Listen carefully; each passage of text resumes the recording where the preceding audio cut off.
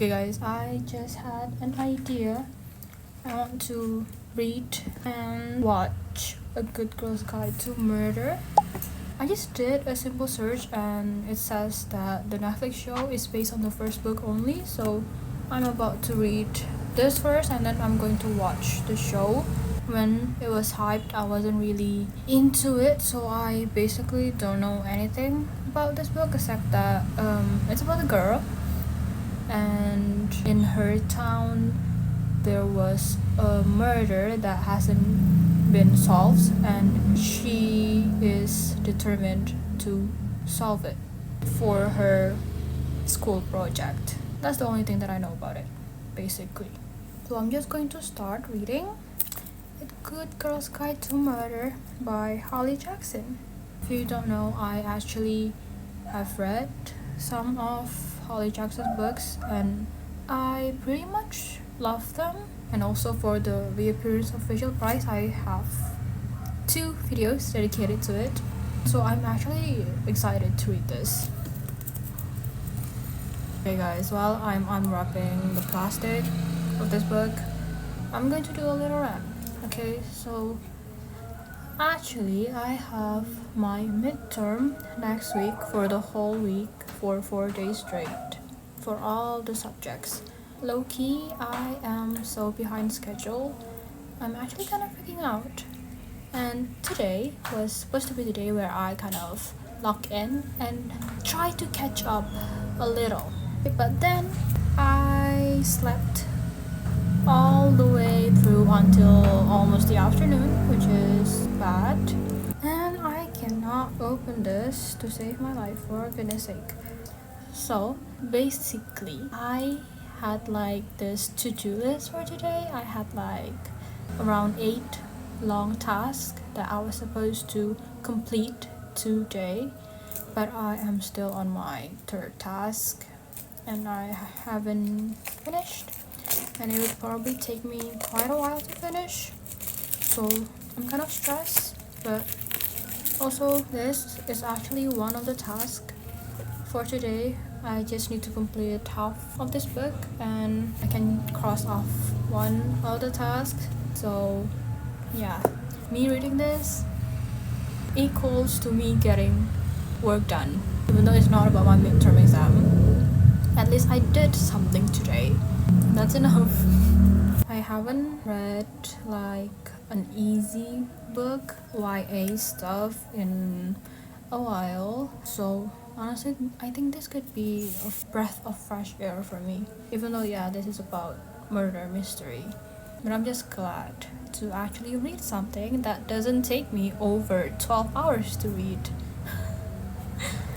Okay, yeah, I'm going to start now. By the way, thank you for listening to my rant.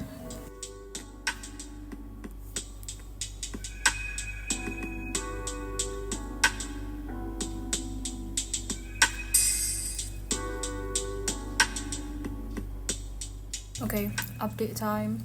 I'm about to start chapter 6. And what I have learned from reading so far is that this is messy. As in, Pip, the protagonist, the main character of the story, the one who is trying to uncover this murder mystery. I mean, the murder happened in her town, and it's a small town, and she basically knows most of the people that is involved in this incident. And so it's just very messy because I just know that if the murder is revealed at the end, I feel like she would be a bit hesitant in actually ruling them out to the public. But I like her ambition because she's actually trying to prove something that maybe a lot of people, most people wouldn't have done, because it's just, well, like what I've said, messy. And actually pretty early on we have met the, I don't want to say love interest because I feel like that's not the main plot of the story. Okay, now that I get the gist of it, so what happened was 5 years ago, a senior, Andy Bell, yeah, she's a really popular and outgoing kind of girl, is dead, and allegedly her boyfriend is the one who murdered her. And a little backstory, there is some racism happening here because the boyfriend, Sal Singh, he is of Indian heritage, and I think that really makes him be the easy answer so that it doesn't actually become like an unresolved murder. So everyone thinks that Sal is the one who killed Andy. Like the town people, they just believed it, even though the evidence is not certain enough. But it just ended like that. Even though in the law, he's not the killer, but his reputation around in the town, in the press, everyone just assumes, just believes that yes, Sal is the killer. And by the way, around a few days after the missing of Andy Bell, he took his own life. So nothing could be proven because of that. That's why he's the easy way out. And apparently, Andy's Bell body has never even been recovered. So that's also another thing. Honestly, I don't know what to expect. My guess is that yeah, she was killed, she was murdered, but I don't think the culprit, the one who really did it, is actually on the suspicious list yet. Because I mean, we're still very early on, like, I've only reached this much, so nothing can actually be said. But judging from Holly Jackson's other books, it's going to be pretty unexpected. It's around 30 minutes later, and now I'm finally going to start part 2 of the story. Part 1 ended with quite a scare. Someone who didn't want Pip to continue her investigation appears mysteriously, and it was just scary. From that, I think we can guess that maybe it is the culprit, or maybe it was someone who is involved 5 years ago and maybe they are also guilty, or maybe it's just someone who tried to put it all in the past and really don't want Pip to uncover all that incident again. Because honestly guys, it's starting to be really messy, especially with Andy Bell's family. Always in this type of books, there's just no black and white. Like, oh my goodness, guys. I'm not here. I'm not going to do an update. But I just want to say, she's so impulsive and she's kind of stupid. She is so rash. She literally acts before she thinks.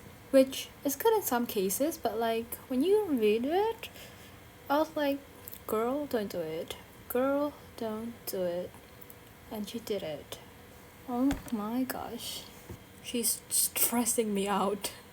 I am about to start part 3 and I am on page 259. The end of part 2 ended unexpectedly, but it's also kind of disappointing in a way. It's just about personal preference.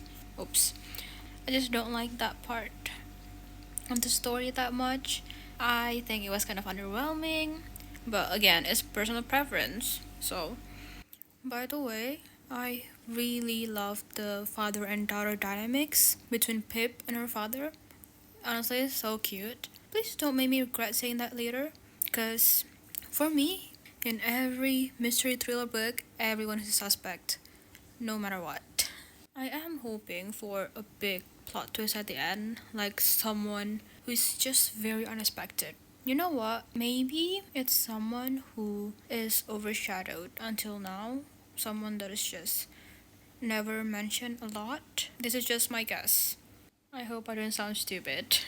I do have to go to the airport in the morning, so I will definitely be reading this all night because this won't fit in my suitcase and I don't want to bring a book that I'm about to finish, because what will I be doing with the book in my apartment, in my small room? So this is staying in the house and that's why I need to finish this quickly. Wait guys, by the way, I have to stop for a quick second because I totally forgot. I have an actual suspect that I'm interested if they will take any part in the actual incidents, because there was just something that Pip discovered in Andy Bell's house. It was like an initial, and basically they haven't really figured out the initial meaning yet, the exact meaning of it. When they went to search to some place, there was someone who actually matched the description, but Pip and Ravi, they completely ignored that. And I don't know, the fact that they didn't even mention the similarities, I feel like it could be something, but I could also just be theorizing about something that is completely untrue and it's just so unimportant.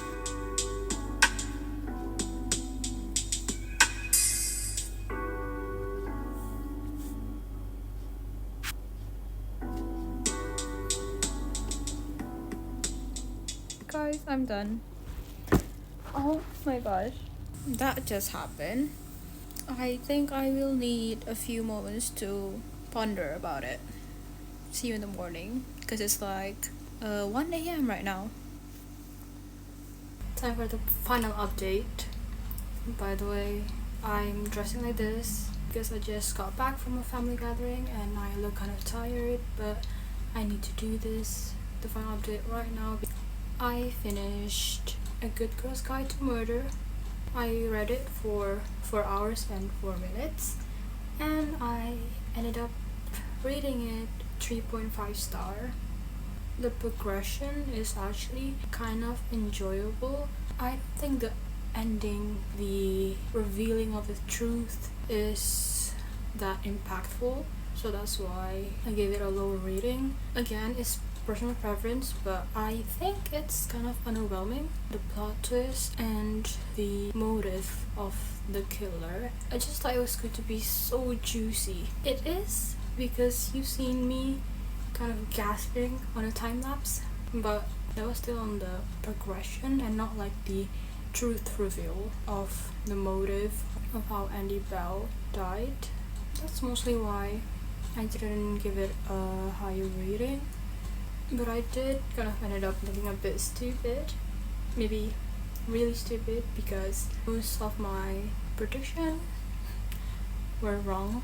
That's where I'm going to end this video at. I'm also going to upload the book first movie of A Good Girl's Guide to Murder next week or so, just near the time when this is going to be uploaded. And I'm also going to do a reading journey of the second and third book. Even though right now I don't think a sequel is necessary, but I've seen most people, they like the second and third book better than the first. So I'm definitely excited to try that out. And I'm so excited to actually watch the TV series. That's it from me for this video. Reading A Good Girl's Guide to Murder by Holly Jackson. Book 1 of the trilogy, and I'll see you guys next time. Bye. Happy reading.